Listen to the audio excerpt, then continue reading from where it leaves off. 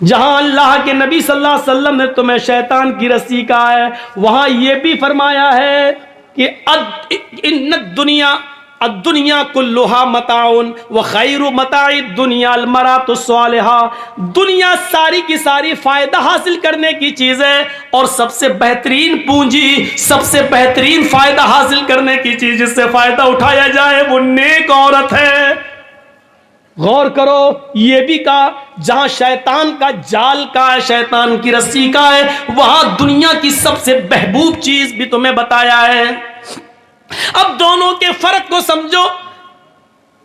क्या कहा है? अन्निसाउ हिबालतु शैतान लियसीद बिहर रिजाल, लियसीद बिहर रिजाल। शैतान की रस्सियां हैं ये औरतें, और शैतान इसी जाल को डालकर, इसी रस्सी को डालकर मर्दों का शिकार करता है। शैतान जब किसी आदमी को फांसता है तो इसी शिकार का इस्तेमाल करता है, इसी जाल को फेंकता है, इसी को खूबसूरत बनाकर मर्दों के सामने पेश करता है। ये चीज चीख चीख कर अल्लाह के नबी ने कहा है, इसी के जरिए वो बहकाने की कोशिश करता है। और नहीं मानते हो तो सुनो, बैतुल मक़दिस फतह हो चुका है।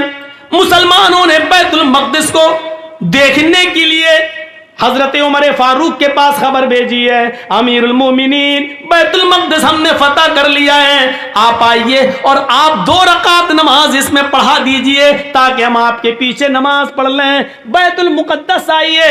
हजरत उमर मदीने से बैतुल मुक़द्दस की तरफ सफर कर रहे हैं, बैतुल मुक़द्दस की तरफ चल रहे हैं, बैतुल मुक़द्दस की तरफ जा रहे हैं, बैतुल मुक़द्दस की तरफ जा रहे हैं। रास्ते में यहूदियों की बस्ती पड़ती है, ईसाइयों की बस्ती पड़ती है। रास्ते में यहूदी भी हैं, ईसाई भी हैं, उनकी बस्ती पड़ी हुई है। उन यहूदियों ने और ईसाइयों ने अपनी अपनी लड़कियों को नीम बरहाना, आधी नंगी लड़कियों को अपने घरों की छतों पर खड़ा कर दिया है और ये कह रखा है कि देखो, अगर उमर का कोई भी साथी तुम में से किसी को आवाज दे या इशारे से बुलाए तो तुम में से कोई भी मना ना करे, जिसको बुलाए वो उसके साथ चली जाए। अगर उमर के किसी एक आदमी ने तुम्हारे साथ मुंह काला कर लिया, उमर के किसी एक साथी ने अगर तुम्हारे साथ जिना कर लिया, उमर के किसी एक साथी ने भी अगर तुम्हारे साथ जिस्मानी ताल्लुक कायम कर लिया, तो हम कामयाब हो जाएंगे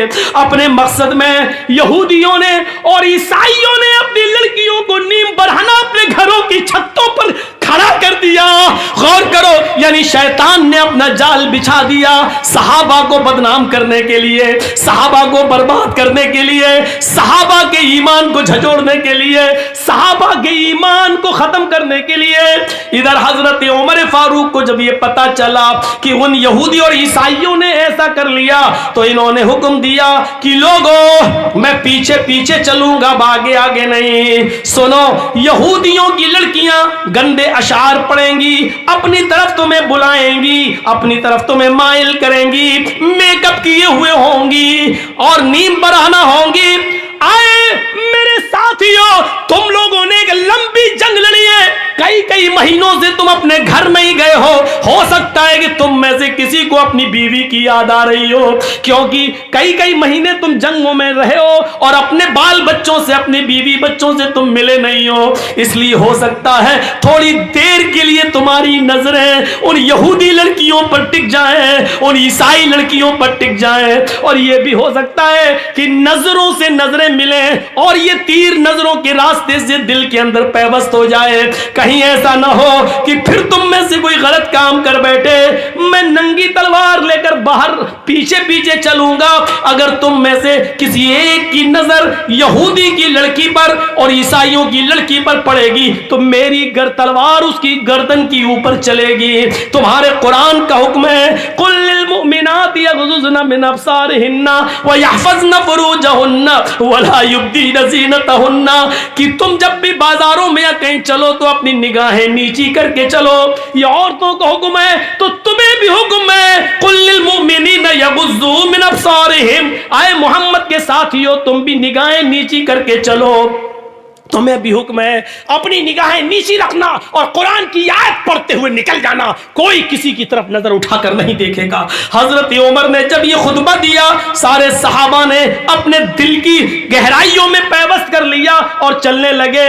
जब चलते चलते यहूदियों की बस्ती आई, यहूदियों की लड़कियां और ईसाइयों की लड़कियां इस मंजर को देख रही हैं, और जब ये उस गांव से गुजरने लगे, उनकी छतों के पास से गुजरने लगे, तो उनके मेकअप लाइट मारने लगे, उनकी खूबसूरती चमकने लगी, उनके हुस्न और जमाल अंगड़ाइयां लेने लगे मेरे भाइयों। और साथ में सुरीली और मीठी आवाज में बजने वाले गानों ने मेरे भाइयों कानों के अंदर एक अजीब खनखनाहट पैदा कर दी। लेकिन जब वो गाना गा रही थी तो मोहम्मद के साथी उमर फारूक के ये साथी चीख चीख कर कुरान की आयत पढ़ने लगे, कुल्लिल मुमिनीना यगुद्दू मिन अब्सारिहिम व यहफज़ू फुरूजहुम, कुल्लिल मुमिनीना यगुद्दू मिन अब्सारिहिम व यहफज़ू फुरूजहुम। थोड़ी देर लगी है कि आपका ये काफिला और सहाबा का ये काफिला थोड़ी दूर निकल जाता है। कुरान की आयतों के आगे उन गानों की आवाजें मध्यम पड़ जाती हैं, स्लो हो जाती है। सहाबा किराम ये कुरान की आयतें पढ़ते हुए आगे निकल जाते हैं। इन लड़कियों की तरफ कभी झांक कर भी नहीं देखा है।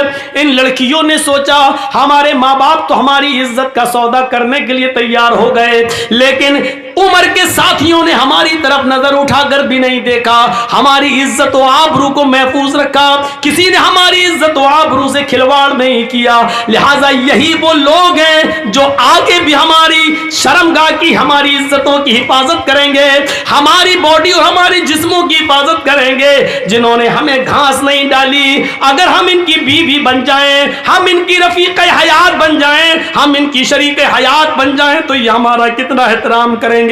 वो अपनी चादरें ओढ़कर अपना जिस्म छिपाकर घरों की छतों से नीचे उतरती हैं और भागती और दौड़ती हुई जाती है और कहती है, आए उमर के साथियों, आए उमर के साथियों, आए अमीरुल मोमिनीन के साथियों, अकेले कहां चले जा रहे हो? हमारी इज्जत व आबरू की हिफाजत करके हमारी तरफ नजरें उठाकर भी न देखे और चले जा रहे हो। हमारे माँ बाप ने तो हमारी इज्जतों का सौदा कर दिया था, लेकिन तुमने हमारी इज्जत व आबरू की तरफ नजर उठाकर भी नहीं देखा।